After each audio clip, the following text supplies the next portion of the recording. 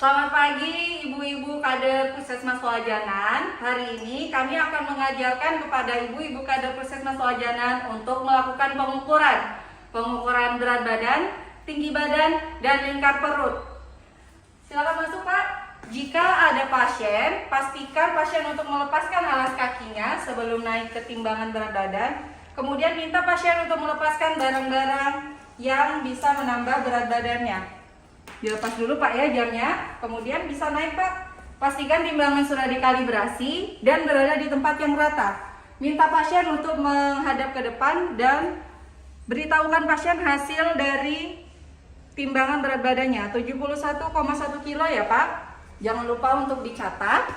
Kemudian untuk mengukur tinggi badan, minta pasien berdiri sejajar di bawah alat ukur tinggi badan dan pastikan tumit, kepala, dan leher menempel di dinding di tempat yang rata. Kemudian ukur tinggi badannya 165 cm ya Pak. Jika pasien lebih tinggi daripada kita, maka kita gunakan alat bantu agar kita bisa lebih tinggi daripada pasien.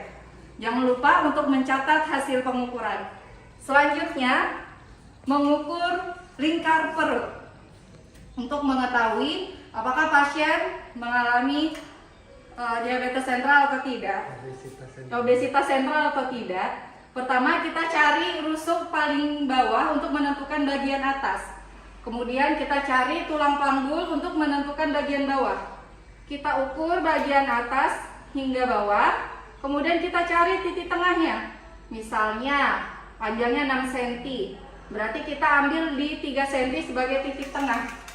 Minta pasien untuk berkeliling.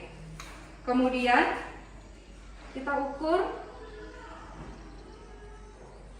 98 cm. Kita ukur di bagian fundus terpinggir.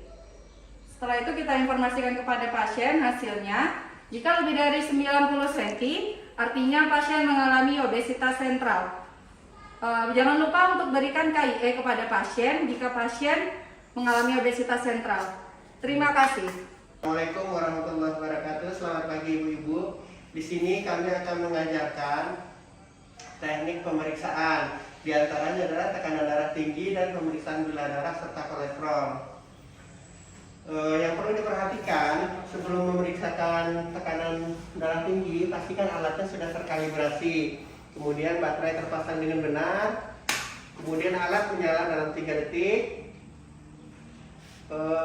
Kalau si pasien baru tiba, sebaiknya disuruh beristirahat selama 15 menit sebelum dilakukan pemeriksaan. Kaki menampak di lantai, pastikan pasiennya santai, lemas, tidak tegang. Kaki tidak boleh dilipat. Kemudian tangan si pasien harus sejajar dengan alat.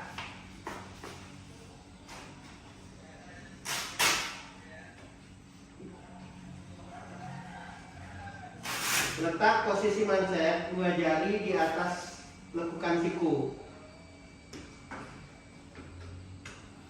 Dilihatkan ke hasilnya. Kemudian setelah terpasang dengan benar, kita pencet start.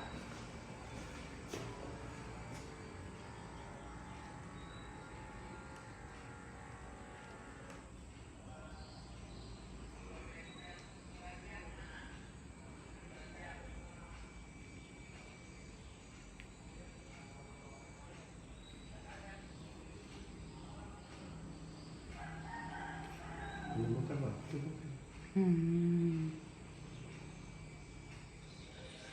Ya kelamaan 3 menit lebih. Hasilnya jangan lupa menyampaikan hasil kepada pasien. Hasilnya 110/77 dan hasilnya jangan lupa dicatat. Kemudian untuk pemeriksaan gula darah dan kolesterol, pastikan alatnya sudah terkalibrasi. Kemudian nomor strip dicocokkan dengan alat.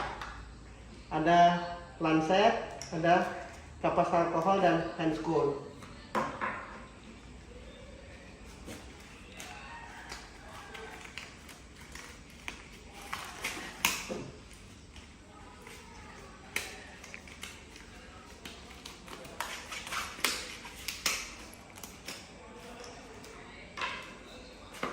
Kita pasang chipnya.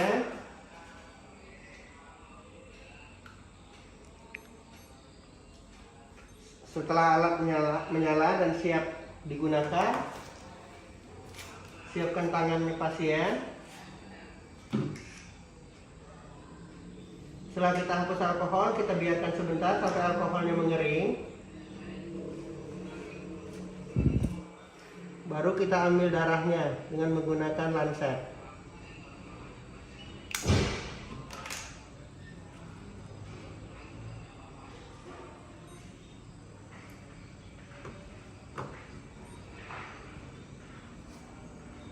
Hasil cek gula 165. Kemudian alat-alat dibersihkan. Demikian juga untuk pemeriksaan kolesterol, kurang lebih sama dengan pemeriksaan gula darah. Hasil pemeriksaan gula darah ini 165. Karena gula darah sewaktu ini masih dinyatakan normal. Kalau di atas 200 bisa dimasukkan dalam kategori diabetik. Sudah. Assalamualaikum warahmatullahi wabarakatuh. Waalaikumsalam. Selamat pagi Bapak Ibu semuanya. Terima kasih atas kedatangannya di penyuluhan kader posyandu PTN. PTN Bapak Ibu semuanya tahu apa itu PTN? Penyakit tidak menular, Bu. Ya, pinter 100. Penyakit tidak menular yang diakibatkan bukan karena kuman. Seperti apa contohnya? Tekanan darah tinggi, Bu. Diabetes, Bu. Ya, kanker, penyakit jantung, Asma, Bu. iya betul sekali, ginjal dan sebagainya. PTN ini kenapa sekarang digalakkan untuk penyuluhan dan sebagainya? Karena biaya untuk pengobatannya tinggi ya, menambah beban negara dan masyarakat sendiri. Kemudian dia juga akan menimbulkan penyakit, kecacatan dan bahkan kematian ya. Kita dapat mencegah PTN dengan cerdik. Tahu cerdik bapak-bapak ibu-ibu semuanya? Belum tahu, Bu. Cerdik adalah cek kesehatan rutin.